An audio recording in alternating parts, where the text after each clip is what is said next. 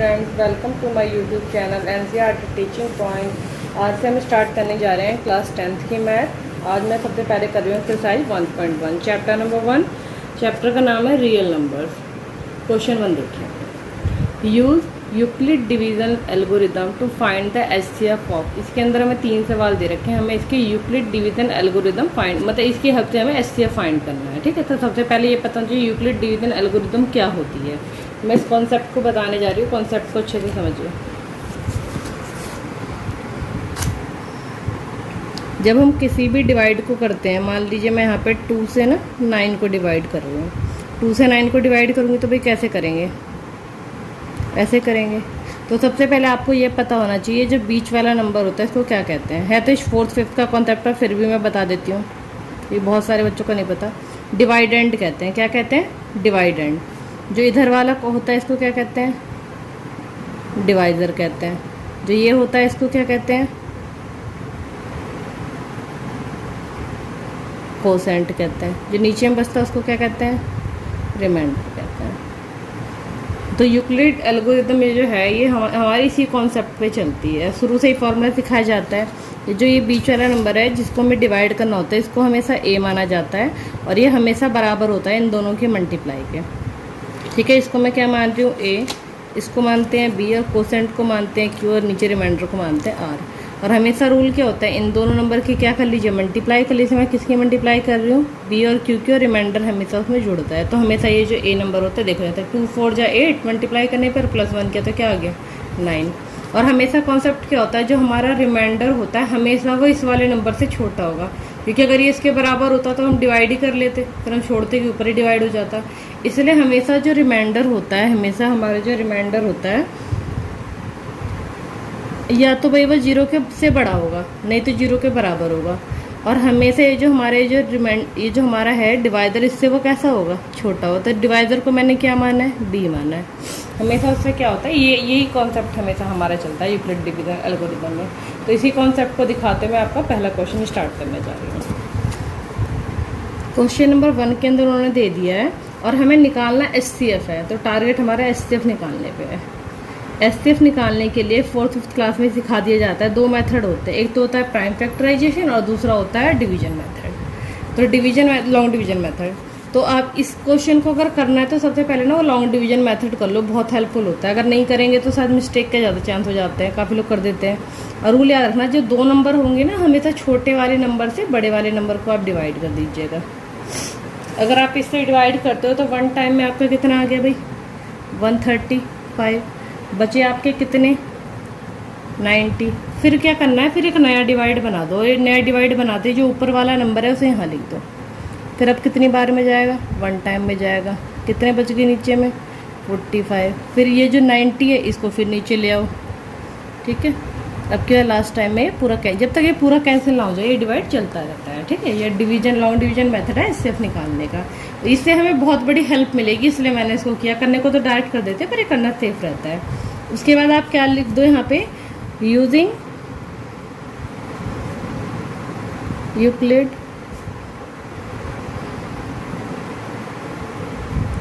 Division algorithm, ये लिख दीजिए। ये लैमा वर्ड भी लिखते हैं वो लिख सकते हो आप। ठीक, उसके बाद आपके सबसे पहले जो कॉन्सेप्ट मैंने फॉर्मूला बताया था ये लिख दो। ये कॉन्सेप्ट क्या कहता है कि BQ + R, और रूल हमेशा होता है क्या कि हमारा 0 या तो छोटा होगा नहीं तो बराबर होगा किससे? R से। और R से हमेशा ये कैसा होगा? ठीक है, यह कॉन्सेप्ट मैंने लिख दिया। इसको लिखने के बाद आप क्या करोगे, सबसे पहले भाई ये जो पहला नंबर था 135 और इसके अंदर आप ये चीज़ ज़रूर बताएंगे कौन सा नंबर बड़ा है और कौन सा छोटा है। ठीक है, तो 225 क्या है भाई? बड़ा है किससे? 135 से। यहाँ पे ये कंडीशन है, इस कंडीशन के कारण हम क्या कर रहे हैं, स्टेप 1 में लिख देती हूँ यहाँ पे। स्टेप 1 के अंदर आपका 225 बड़ा है 135 से, जो नंबर बड़ा है उसको आप कहाँ लिखोगे? बाहर में। ठीक है, देखो यहीं से चेक कर लो, ये जो बीच वाला नंबर उसको यहाँ लिखा, इन दोनों की मल्टीप्लाई कर दो। और जो रिमाइंडर में बचा है वो यहाँ साइड में लिख दो, प्लस लगा के लिख दिया मैंने। ठीक है, यहाँ पे आपने क्या देखा कि आपका जो रिमाइंडर है वो कितना है? रिमाइंडर हमारा बचा 90। जब तक ये 0 नहीं होगा सवाल चलता रहेगा। रिमाइंडर कितना आया था? 90, साइड में लिख दिया मैंने। अब लिखते हैं स्टेप 2।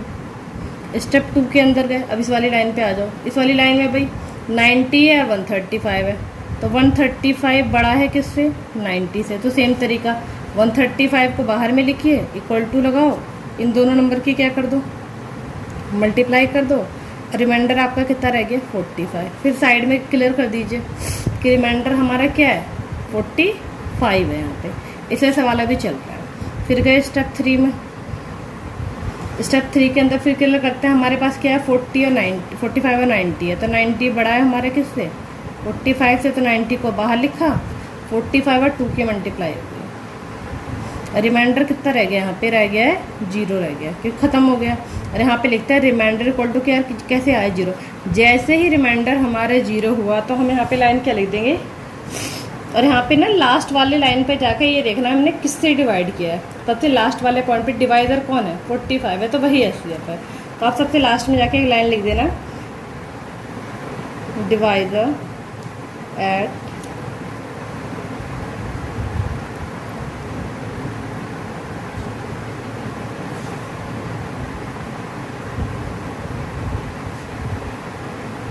ये लाइन लिख के आप क्वेश्चन को एंड कर दो। Divider at last stage is 45, तो एससीएफ इज 45। बस सबका अलग अलग तरीका होता है, ये थोड़ा सा बेस्ट है, इससे हेल्प मिल जाती है। ये रफ वर्क है, अगर आप टीचर को शो करना चाहो करो, नहीं तो एक साइड पे अपनी हेल्प के लिए करो, मेन तो ये चेक होता है। ठीक है, अब आ जाते हैं इसके सेकंड पार्ट पे। सेकंड पार्ट में गिवन है 196 एंड 38220, ये दो दे रखे हैं। इस वाले क्वेश्चन में ये है कि अगर आप डिवाइड करोगे ना तो ये रिमाइंडर नहीं बचेगा, मतलब पूरा क्वेश्चन ही चलता जाएगा, पूरा ही सॉल्व हो जाता है। तो मैं इसका दिखा देती हूँ डिवाइड आपको। 196 से डिवाइड कर रहे हैं 38220 को, वन टाइम में करोगे तो भाई 196 ही आ गया आपका। ठीक है, बच गए आपके 186 और आगे 2। फिर अगर अब की बार डिवाइड करोगे तो 9 बार में आपका आएगा 1764, और अब की बार आपका रिमाइंडर बच जाएगा, यहाँ पे बचेगा आपका 98, ऊपर से हमने उतार ली 0। अब की बार ना 5 टाइम में पूरा डिवाइड हो जाएगा 980। ठीक है, तो यहाँ पे ना कुछ वैसा कंडीशन ही नहीं बचा, क्योंकि हमारे पास ऊपर नंबर थे, ऐसा कुछ बचा ही नहीं कि इसकी तरह पहले की तरह वही डिवाइड बना लो ऊपर, ऐसा कोई तरीका ही नहीं बचा, क्योंकि हमारे ऊपर से नंबर उतर रहे थे, कोई रिमाइंडर का ऐसा इशू नहीं था। तो इस वाले में एक स्टेप का क्वेश्चन है, आप लिख दो using Euclid division lemma word भी लिखते हैं। ठीक है, यूक्लिड और वो फॉर्मूला लिख दीजिए आप।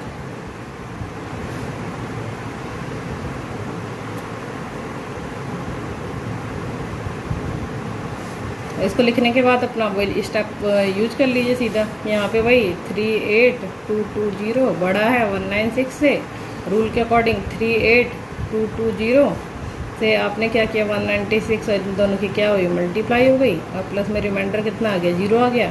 तो यहाँ पे एक स्टेप मैं पीछे वाले में बता देती हूँ तो जो तुम्हें।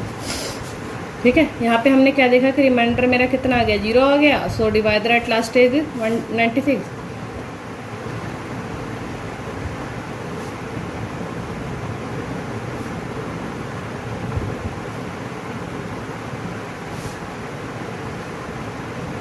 तो एससीएफ इज इक्वल टू 196। ये क्वेश्चन हो गया सॉल्व। ये छोटा सा था। थर्ड पार्ट के अंदर दे रखा है 867 एंड 255। ठीक है, इस वाले में अगर हम डिवाइड करके देख लेते हैं 255 से, भाई छोटे से हमेशा बड़े को डिवाइड करना होता है। अगर डिवाइड करोगे आपका 3 टाइम में आ जाएगा 765। ठीक है, उसके बाद यहाँ रिमाइंडर में बच गया आपका 102।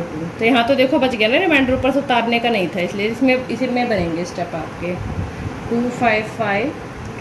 यहाँ पे आ गया आपका 204, बच गए आपके 51, और ऊपर से इस साइड वाला 102 आया, तो दिख ही रहा है 2 बार में पूरा कैंसिल हो गया इतना। ठीक, तो इसके लिए फिर पूरे स्टेप जैसे लिखने हैं, मैं बस मेन पार्ट लिख देती हूँ, तो वो बीच के स्टेप मैं लिख देती हूँ, बाकी इंग्लिश वगैरह आप फिर अपने हिसाब से लगा लीजिएगा। ठीक, बस मैं से ये पैटर्न बना के दे देती हूँ।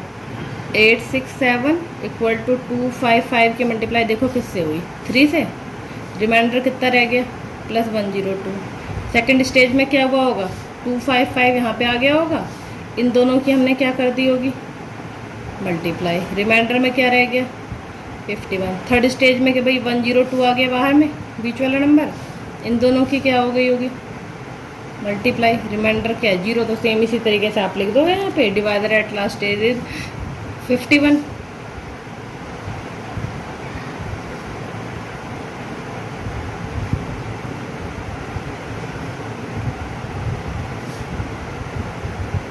SCF equal to 51। ठीक, तीनों क्वेश्चन मैंने इसके करा दिया। अब आ जाते हैं इसके सेकंड क्वेश्चन के।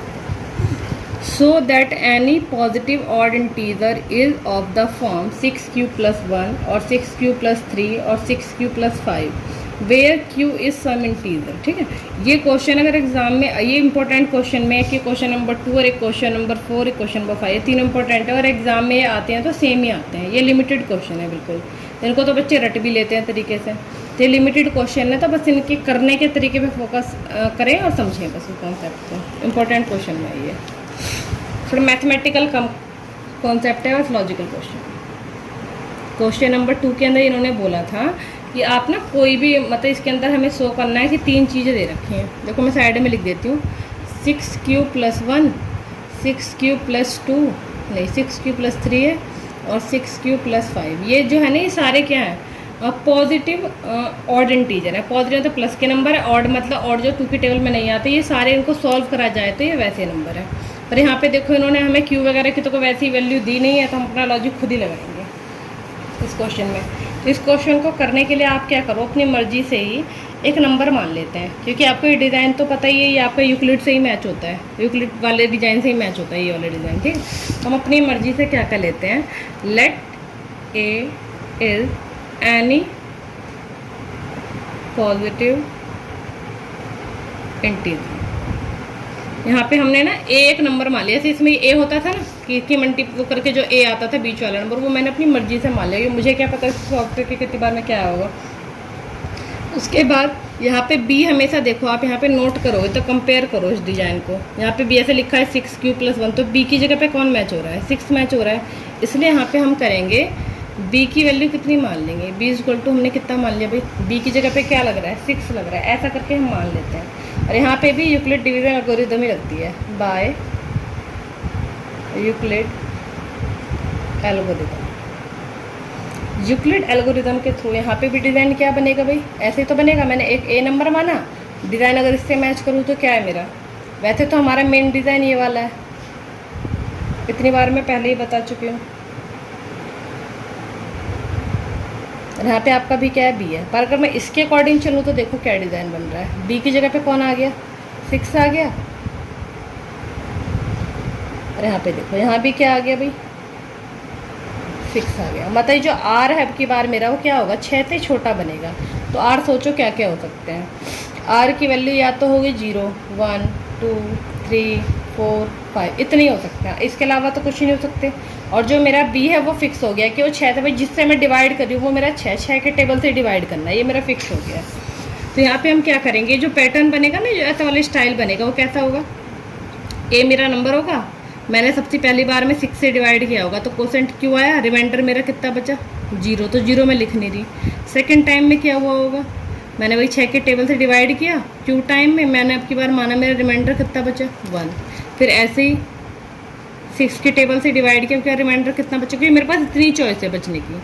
उसके बाद 6 की टेबल से डिवाइड किया, क्या रिमाइंडर बचा 3, ऐसे ही 6 की टेबल से डिवाइड किया, रिमाइंडर क्या बचा 4, 6 की टेबल से डिवाइड किया, रिमाइंडर क्या बचा 5। हमारे पास ही 6 चॉइस है, 6 तो बच ही नहीं सकता क्योंकि 6 की टेबल से डिवाइड कर रहे हैं। और इसमें कंडीशन उन्होंने क्या दी थी कि ये जो इसके अंदर से उन्होंने 3 ये नंबर दे दिए थे, ये दे दिए थे, और हमसे क्या बोला था कि तुम प्रूव करो कि ये क्या है, ये ऑड नंबर्स हैं, क्या ये ऑड नंबर्स हैं, हमें प्रूव करना। तो लॉजिक तो देखो यही कहता है।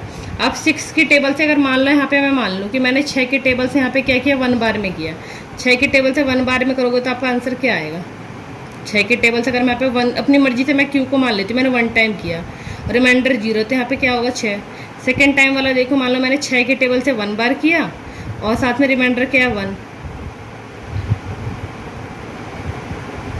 6 के टेबल से मैंने मल्टीप्लाई करी 1 बार में, रिमाइंडर भी 1 है, तो यहाँ पे सॉल्व करो इसे, कितना आ गया 6 1 जा 6 और +1 कितना आ गया, ये कैसा नंबर आया, ऑड इंटीजर आया। तो प्रूव हो गया ना कि जिसके साथ +1 बचता है या +3 बचता है या +5 बचता है, सारे क्या होते हैं ऑड इंटीजर्स होते हैं। और जिसके साथ भाई 2, 4, 6 बचेगा वो सारे कैसे होंगे, वो हमारे इवन नंबर्स होंगे। तो लास्ट में आप जाके ये चीज़ बस क्लियर कर सकते हो।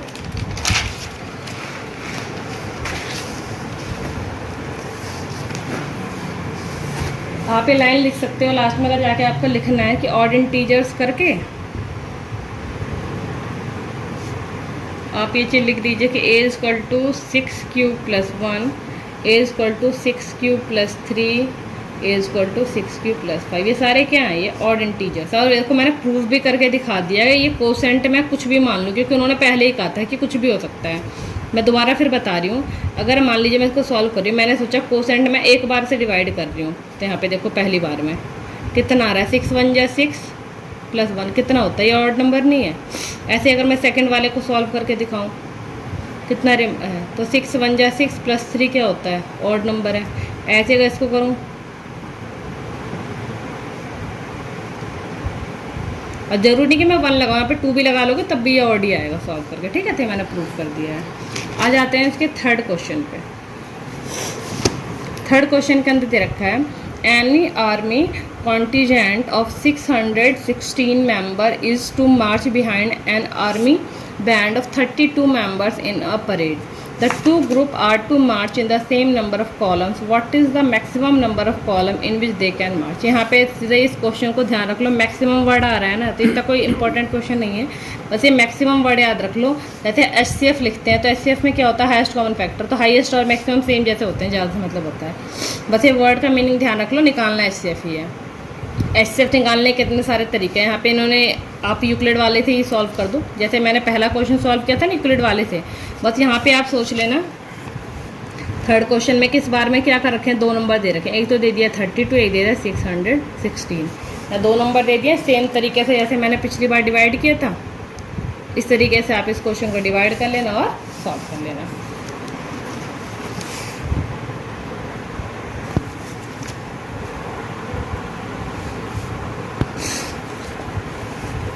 Question number 4. Use Euclid's division lemma to show that square of any positive integer is either the form of 3m, 3m + 1। ठीक है, तो ये क्वेश्चन इंपॉर्टेंट है। मैंने ये वाला थर्ड इसलिए नहीं कराया क्योंकि बहुत ईजी है, सेम तरीका नंबर दे रखा है, वैसे भी नहीं आता एग्जाम में। बाकी फिर अपने प्रैक्टिस के लिए बस आप इस तरीके के क्वेश्चन के अकॉर्डिंग जैसे डिवाइड करते हैं ऐसे सॉल्व कर लीजिएगा। क्वेश्चन नंबर 4 बहुत इंपॉर्टेंट है, इसके अंदर आप ध्यान रखोगे, इसके अंदर भी 2 फॉर्म दे दिए हैं, इस फॉर्म पे ध्यान दो, 3m, 3m + 1, ये ध्यान देना है। यहाँ पे भी आपको डिज़ाइन देखो किससे मिल रहा है, ए वाला डिज़ाइन आपको याद है, BQ + R दिख रहा है, यहाँ पे मैच करो ज़रा, देखो इस B की जगह पे क्या दिख रहा है, 3 है ना ये, और R की जगह पे यहाँ पे कुछ नहीं है तो 0, यहाँ पे क्या है 1 है, तो पैटर्न वही चल रहा है, यूक्लिड का पैटर्न वही चल रहा है। तो सेम इसी में इसमें भी हम ऐसे करके लेट कर लेंगे, let A is any positive integer, ठीक है। और यहाँ पे भी B की वैल्यू फिक्स हो गई क्योंकि मैंने पहले कंपेयर कर दिया, B की जगह पे कौन है, 3 है, तो B की वैल्यू हमने क्या मान ली, 3। तो डिज़ाइन बना लो BQ + R, ठीक है, वही सेम पैटर्न में बार बार डिज़ाइन बना दे रही हूँ, ये बन गया डिज़ाइन हमारा, ठीक है। और यहाँ पे मेरे अकॉर्डिंग क्या चेंजेस आ गए, मेरे भाई B की जगह पे अब क्या हो गया, 3 हो गया है, क्योंकि हमने 3 से मैच कर लिया क्वेश्चन से, ठीक है। यहाँ मैं B लिख देती हूँ। उसके बाद आप रिमाइंडर क्या क्या हो सकता है, या तो रिमाइंडर 0 होगा, नहीं तो 1 होगा, नहीं तो 2, क्योंकि 3 तो उसके ऊपर 3 से तो डिवाइड ही कर रहे हो, तो 2 तक ही रिमाइंडर हो सकता है, उससे ज़्यादा तो हो नहीं सकता। अब यहाँ पे क्या क्या डिज़ाइन बन सकते हैं, अब डिज़ाइन सोचो आप, या तो रिमाइंडर की जगह 0 डालोगे, नहीं तो 1, नहीं तो 2, तो इससे मैच करो आप। पहली बार मैंने रिमाइंडर की जगह 0 डाला तो क्या आ गया आपका, 3Q। दूसरी बार में गई भाई 3Q, रिमाइंडर की जगह क्या डाल दिया, 1। तीसरी बार में क्या डाल दिया रिमाइंडर की जगह, तो हमें ये 3 मिल गए, एक ये और एक ये, हमें ये 3 पैटर्न मिले। इन्हीं तीनों पैटर्न को सॉल्व करना और आंसर कौन से पैटर्न में आना चाहिए, इस डिज़ाइन में आना चाहिए। इस क्वेश्चन के अंदर ये बात भी लिखी हुई थी, देखो यूक्लिड डिवीज़न लेमा का यूज करके हमें क्या करना है, वो जो पॉजिटिव इंटीजर है ना उसका स्क्वायर करना है, क्या करना है, उसका स्क्वायर करना है, ठीक है, और तब ये पैटर्न आना चाहिए। तो भाई मैंने ये डिज़ाइन बना लिया, एक तो ये है, एक ये है, एक ये। मैं सबका स्क्वायर करूँगी और डिज़ाइन मेरा इससे मैच होना चाहिए। जैसे मैं पहला वाला ले लेती हूँ। ए इक्वल टू मैंने क्या ले लिया, 3Q ले लिया। मैं दोनों साइड स्क्वायर कर देती हूँ। मैंने इधर भी स्क्वायर कर दिया, इधर भी स्क्वायर कर दिया, ठीक है। अब देखो इधर तो कुछ सॉल्व करने की जरूरत है। 3 का स्क्वायर क्या होता है, 9Q स्क्वायर। अब देखो जानबूझ के मेरे को तो 3 ये वाला स्टाइल चाहिए ना, 3M और 3M+1 वाला चाहिए पैटर्न। तो क्या करते हैं, इसमें से 3 का टेबल कॉमन कर लेते हो। तो 9 के टुकड़े करो, 3 3 जा 9 होता है। तो एक 3 मैंने बाहर कर दिया और एक अंदर कर दिया। इससे तो कोई प्रॉब्लम, 3 3 जा 9 वापस हो जाएगा। और पैटर्न किससे मैच हो रहा है, 3M। और ये जो आया ना ये आपका, इसको क्या मान लिया, M1 M2 कर लो या K1 K2 कर लो, पर मैं तो ऐसे ही करती हूँ 3M। और मेरा इस पैटर्न से मैच हो गया। इसका दूसरा वाला पार्ट क्या था भाई, 3Q+1 था। अब की बार सेम तरीका, इधर भी स्क्वायर कर लो, इधर भी स्क्वायर कर लो। तो ये तो डिजाइन तुम्हारा किससे मिल गया, A+B से मिल गया। A+B का होल स्क्वायर, A की जगह पे 3Q है, B की जगह पे 1 है। तो A² + B² + 2AB ये पैटर्न चल रहा है। तो देखो A का मतलब 3Q का स्क्वायर, B का मतलब 1 का स्क्वायर और 2AB का मतलब 2। A कौन है, 3Q, और B कौन है, 1। देखो 3 का स्क्वायर 9, Q का स्क्वायर, 1 का स्क्वायर 1 होता है। और यहाँ पे देखो 2 3 जा 6 और 1 कितने हो गए, 6 ही रहे। बस ये देख लेना, बाद में इंटरचेंज कर लेना। ये जो 6 की वजह इसको पहले कर दो और +1 को लास्ट में कर दो, क्योंकि +1 का पैटर्न मुझे एंड में चाहिए, इसलिए करना पड़ रहा है। अब बच गई यहाँ से 3 का टेबल चाहिए। तो इसमें से और इसमें से 3 का टेबल बाहर निकालेंगे। मैंने बाहर निकाल दिया, ठीक है। तो यहाँ पे देखो 3 3 जा 9, मतलब अंदर आ गया 3Q स्क्वायर, तभी तो 9 हो जाएगा वापस। इस वाले से करेंगे तो कितना आएगा, 3 2 जा प्लस का 1। देखो पैटर्न मिला हो 3, ये इसकी जगह पे क्या मान लिया, M+1, ठीक है। और ये के बाद पैटर्न किससे मिल गया, इस वाले से मिल गया। ऐसे इसका थर्ड पार्ट है। थर्ड पार्ट में क्या था, 3Q+2, सेम इधर भी स्क्वायर कर दिया भाई, इधर भी कर दिया। और की बात सेम तरीका, A की जगह पे 3Q है और B की जगह पे ये है। तो AQ + BQ + 2, A की जगह पे 3Q और B की जगह पे क्या है, देखो 3 का स्क्वायर 9Q स्क्वायर। देखो इसका भी स्क्वायर होता है, इसका भी स्क्वायर होता है। यहाँ पे 4, 2 3 जा 6, 6 2 जा 12Q। देखो यहाँ पे ना प्लस के 4 को उधर ले जा रही हूँ मैं। उसके बाद ना यहाँ पे 3 हमें कॉमन चाहिए, इसलिए 4 के ना तो टुकड़े कर रही हूँ मैं यहाँ पे। 3+1, जिससे +1 पीछे रह जाए। और इसमें से देखो 3 का टेबल सभी में है, 3 का टेबल बाहर निकाला, 3 3 जा 9, यहाँ पे 3 4 जा 12। और यहाँ देखो 3 का करेंगे तो 3 से 3 कितनी बार में होगा, 1 बार में। ये बंद हो गया। ये जो +1 पीछे वाला था इसको ऐसे लिख दिया। अब देखो फिर पैटर्न मिला हो 3, ये जो ब्रैकेट वाला है इसको क्या मान लिया, M, और पीछे से कौन है, +1। फिर हमें ये वाला पैटर्न मिल गया।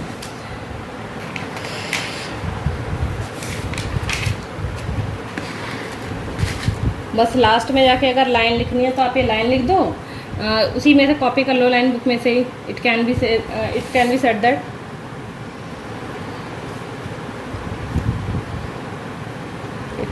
Said that square of any positive integer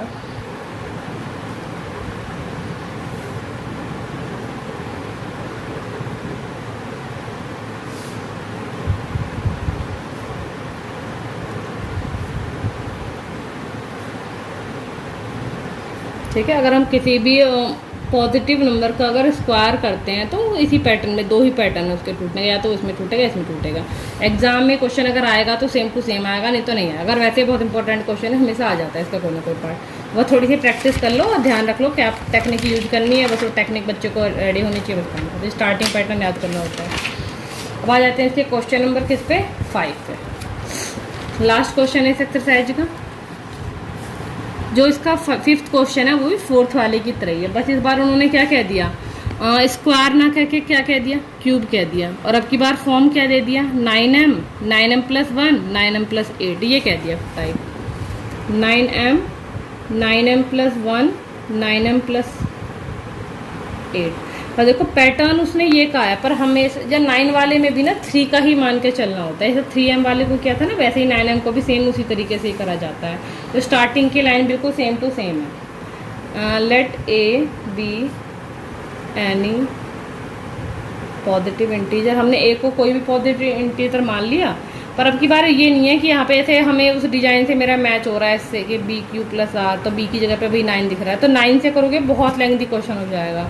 इसलिए ये वाला क्वेश्चन ना 3 से भी सॉल्व हो जाता है। इसलिए बी की जगह पे मैं क्या लूँगी, 9 ना लेके क्या ले लूँगी, तो क्योंकि फैक्टर का ही पार्ट है, वैसे 3 ले लेते हैं, ठीक है। तो मैंने बी की वैल्यू भी क्या ले ली, 3 ले ली, ठीक है। तो ऑप्शन फिर दोबारा वही रह गए, Euclid division algorithm using Euclid division algorithm. इस मेथड को यूज करा जाए तो same rule, b q plus r, और भाई हमारा ये क्या है, और बी की वैल्यू मेरी यहाँ पे क्या है भाई, बी की वैल्यू यहाँ पे भी 3 है, क्योंकि मैंने 3 से मान के किया है। तो यहाँ पे भी आर की चॉइस क्या क्या रहेगी, एक तो रहेगी 0 1 2, तो सेम बन गया तरीका दोबारा, 3q प्लस एक हो गया 0 वाला 3q, 1 वाला हो गया 3q प्लस 1, और 2 वाला हो गया 3q प्लस 2। सेम वही पैटर्न है जैसा पिछली बार किया, सब कुछ सेम टू सेम वही है, और डिफरेंस क्या हो जाएगा यहाँ पे क्यूब वाला आ जाएगा। इस अब क्या स्क्वायर ना करके हम क्या कर देंगे, क्यूब कर देंगे, ठीक है। स्क्वायर वाला होगा तो 3m और 3m प्लस 1 आएगा, और क्यूब वाला करेंगे तो ये आता है, ठीक है। मैं एक एक करके ना सभी के क्यूब करूँगी, ठीक है। मैंने इधर भी क्यूब का मतलब 3 की पावर, ठीक है, इधर भी कर दिया, इधर भी कर दिया। देखो 3 की पावर 3 का मतलब क्या है, 3 की क्या कर लो, 3 टाइम मल्टीप्लाई कर लो, कितना आ जाएगा 27। तो ए क्यूब इज इक्वल टू यहाँ पे क्या आ गया 27, क्यू के ऊपर क्यूब, ये ऐसा आ गया। पर मुझे पैटर्न कौन सा चाहिए, मुझे तो पैटर्न ये 9 वाला चाहिए ना, तो मैं यहाँ पे जानबूझ के 9 का टेबल करूँगी। भाई 27 में जगह 9 का टेबल कर लूँ तो कितने बचते हैं, 9 3 ठीक है। अब ये 9 हो गया, ये जो ब्रैकेट के अंदर गया इसको क्या मान लेंगे, एम। तो क्या पैटर्न बन गया, 9m वाला पैटर्न बन गया हमारा। अब ऐसे इसका क्या करेंगे, सेकंड पार्ट करेंगे, 3q प्लस 1, फिर लगा दिया इधर भी क्यूब, इधर भी क्यूब। तो भाई a प्लस बी के होल क्यूब करना, तो मैं फॉर्मूला याद जरूर होना चाहिए, इसका फॉर्मूला याद होना चाहिए। तो फॉर्मूला बता देती हूँ, a प्लस बी के ऊपर अगर होल क्यूब होता है तो a cube plus b cube plus 3a square b plus 3ab square, ये होता है फॉर्मूला। तो ये सेम फॉर्मूला यहाँ पुट कर देंगे, a की जगह पे मेरा 3q है और b की जगह पे 1 है, तो सेम इस तरीके से पुट करते हो। a क्यूब का मतलब 3 का 3q क्यूब प्लस b का क्यूब प्लस 3a स्क्वायर, मतलब जो 3q है ना उसका स्क्वायर, और b हमारा कैसा है, सिंपल एक बार है, ठीक है, इसलिए मैंने मल्टीप्लाई में डाल दिया। 3a आपका एक बार ही लिखना है, और जो b है उसका क्या कर दो, स्क्वायर कर दो। ये फार्मूला पुट कर दिया। देखो 3 का क्यूब कितना होता है 27 क्यूब, 1 का क्यूब तो 1 ही होता है। यहाँ पे देखिए 3 का स्क्वायर करोगे कितना आएगा, 9 आएगा, उस 9 की मल्टीप्लाई 3 से करने कितना हो गया 27, और ये क्यूब स्क्वायर तो ऐसे ही रह गया, और 1 की मल्टीप्लाई तो होनी नहीं है। यहाँ पे 1 का स्क्वायर 1 होता है, और 3 3 कितने हैं 9 क्यूब। सेम पैटर्न, या तो मुझे +1 का पैटर्न चाहिए लास्ट में, नहीं तो +8 का पैटर्न चाहिए। इसलिए मैं क्या करती हूँ, जो +1 दिख रहा है इसको पीछे रख देती हूँ और लाइन वाइज अरेंज कर देती हूँ।